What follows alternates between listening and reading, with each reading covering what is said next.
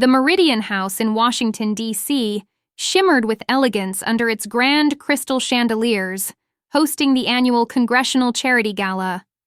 Senators, representatives, and political luminaries mingled in a rare display of bipartisan unity, bound by their shared commitment to children's education charities. On the elevated stage, Trevor Maxwell, the charismatic late-night comedian, surveyed the glittering crowd. His gaze settled on former Florida Attorney General Pam Bondi, seated prominently near the front. "Ladies and gentlemen," Maxwell declared, a sly grin spreading across his face, "it's time for the audience participation segment of our evening." A wave of uneasy laughter rippled through the ballroom. Political figures, accustomed to delivering speeches, braced for the unexpected. "Tonight, we're raising funds for arts education," Maxwell continued, his eyes fixed on Bondi. "So, let's show our personal dedication to the arts." He paused, savoring the tension. "Pam Bondi, Florida's formidable former Attorney General. I hear you sang in your church choir as a teenager, according to a Vanity Fair profile." The spotlight swiveled to Bondi, freezing her mid-conversation. Silence descended as hundreds of eyes turned toward her. Maxwell's intent was unmistakable, a comedic stunt to make the steely conservative squirm on stage. "How about a song for us, Pam?" he challenged, gesturing toward the stage steps. "For the kids' arts programs, naturally." Cameras flashed, and attendees reached for their phones, anticipating either a mortifying refusal or a cringe-worthy performance. At a nearby table, Democratic Representative Jaylen Morris smirked openly. A frequent sparring partner of Bondi on cable news, he relished the prospect of her discomfort. The audience watched, breathless, as Bondi sat motionless, her expression unreadable. Then, to everyone's astonishment, she rose, smoothed her deep blue gown, and strode purposefully toward the stage. What followed would stun the room, reshape the evening's narrative, and ignite a viral sensation that would captivate millions by morning, forever altering how Washington viewed the former prosecutor. Pam Bondi, at 56, was a political titan, renowned for her tenacity and precision. As Florida's first female attorney general, she had garnered national attention for her relentless pursuit of fraud and her staunch conservative principles. Her public persona was meticulously crafted, sharp, articulate, unflinching. A seasoned prosecutor turned political figure, Bondi thrived on prepared statements, not impromptu theatrics. Her television appearances showcased a commanding presence, delivering arguments with laser-like focus. Trevor Maxwell, 41, was her opposite, a comedian who built his career on orchestrating awkward moments for public figures. His late-night show thrived on placing politicians in uncomfortable spots, capturing their unease for laughs. Hosting the gala was Maxwell's chance to elevate his profile from cable comedy to elite circles, while for Bondi, the event was a step in her transition to a national political voice. The ballroom buzzed with Washington's power players, cabinet secretaries, corporate donors, progressive firebrands like Representative Corey Williams, and conservative stalwarts like Senator Michael Hanford. All eyes were on Bondi as she ascended the stage, the weight of their expectations palpable. Democratic Congressman Jaylen Morris, who had publicly called Bondi robotic and devoid of warmth, leaned forward, expecting a moment of conservative embarrassment to share gleefully online. Senator Rebecca Carnes, Bondi's longtime ally, watched with apprehension, knowing such spontaneous challenges could unravel her friend's polished image. The room, typically alive with political chatter, fell eerily quiet as Bondi took the microphone. "Well," Bondi said, her voice calm and steadier than anticipated, "it's been a while since I've done this." She squinted into the blinding spotlight. "What would you like me to sing, Trevor?" Maxwell, momentarily caught off guard by her willingness, recovered with a quip. "Something patriotic. Fits your brand, right?" His tone carried a subtle jab, drawing chuckles. Bondi nodded, unfazed. Patriotic it is. The crowd braced for what they assumed would be a clumsy rendition of a familiar tune, ripe for social media mockery. No one foresaw the transformative moment about to unfold, revealing a side of Bondi they never imagined. "Before I start," Bondi said, her amplified voice filling the ballroom, "let me share something." She turned to face the audience directly, bypassing Maxwell. "My grandfather taught music in rural Georgia for 43 years. He taught me to sing before I could read properly." This personal revelation startled the crowd. Bondi rarely shared anecdotes unrelated to her legal or political career. Maxwell shifted, sensing his comedic setup slipping away. "At 14, she continued, I was offered a music scholarship." Murmurs of surprise spread.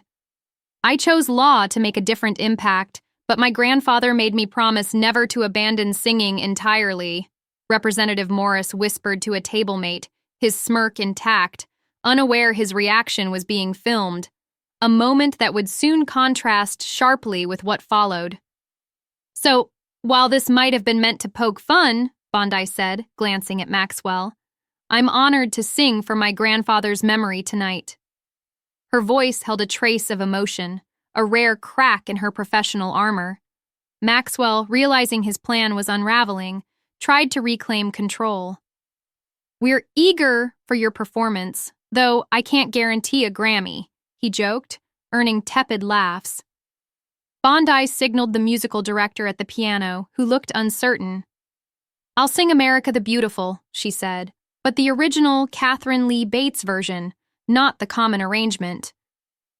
The pianist began a delicate, intricate introduction, and the room held its breath, still expecting an awkward display. Then Bondi sang. From the first note, it was clear this was no amateur performance. Her rich mezzo-soprano voice resonated through the ballroom, displaying trained precision and natural talent. With flawless breath control and pitch, she stood nearly still, letting her voice's purity command the space. The audience's anticipation of embarrassment gave way to awe. Maxwell's smug grin vanished, replaced by genuine shock. Morris sat up, his smirk fading. Senator Carnes's worry transformed into pride. As Bondi moved into the second verse, her voice grew stronger, effortlessly navigating complex phrasing. The pianist, initially hesitant, adapted to highlight her skill, creating a synergy that elevated the performance.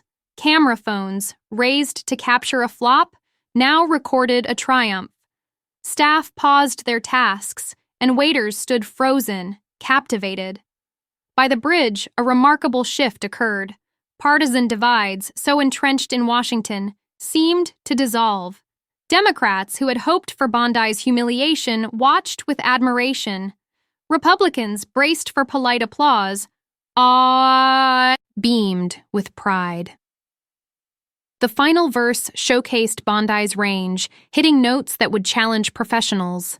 As she held the last note with perfect control, the room hung in a suspended moment of collective astonishment.